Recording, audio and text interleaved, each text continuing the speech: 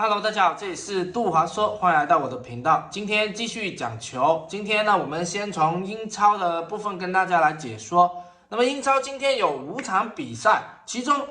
利物浦对埃弗顿的比赛呢，因为天气的原因就延迟了，所以这一场比赛今天是没有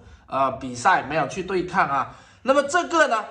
本来讲，我们在视频端要跟大家分析这一场比赛，利物浦有可能赢不了埃弗顿，因为埃弗顿的状态4-0，上一场在对抗的时候呢，打得比较不错，而利物浦呢3-3战平的纽卡呢，显示出后防线有一些隐忧，所以这一场比赛本来要讲利物浦有可能有一些隐患的时候，偏偏遇到了这个。天气的原因呢，就是比赛延迟啊，我觉得这是对利物浦一个比较不错的事情，因为在积分榜上面呢，目前还有领先的优势。如果这场球没有拿到积分的话，或者说只拿1分的话，下面的球队有可能乘势而上。那么这一个时机给利物浦去做调整的话呢，延续到后面也许是一件更好的事情。也就是说，今年利物浦的夺冠的优势继续在产生。好，那我们继续对这今天的其余的比赛呢进行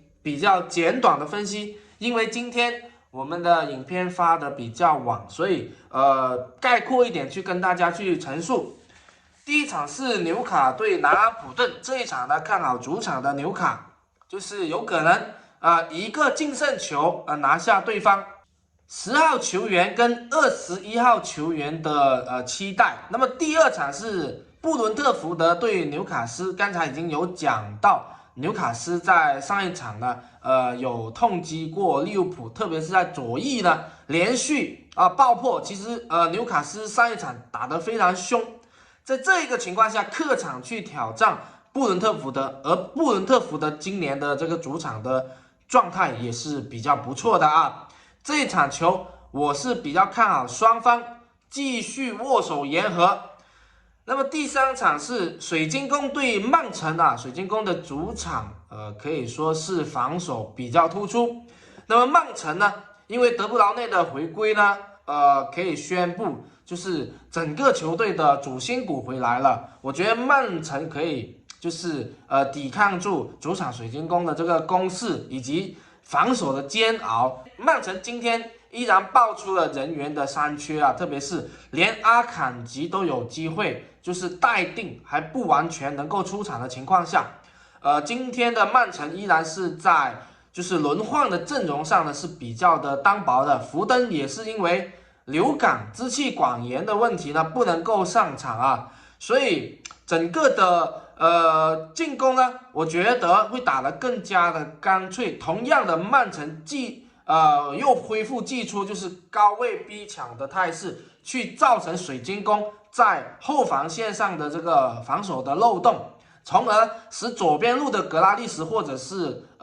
多库呢产生这个拉边的空间，中场的德布劳内创造机会给哈兰德以及他自己寻求机会的这个爆破，好吧？这一场球看好曼城呢是可以期待02号球员跟12号球员。最后一场球也是焦点大赛啊，曼联对诺丁汉森林。因为曼联上一场球呢输给了阿森纳，现在大家球迷的态度是觉得这个鲁本阿莫林有没有机会成为第2个滕哈格，只会在发布会上呢去喷记者。因为我觉得上一场球啊，主教练这个阿莫林对记者说，进攻战并没有怯场于阿森纳，实际的情况，阿森纳造成了13个角球13-0的情况呢，也可以简单的说明，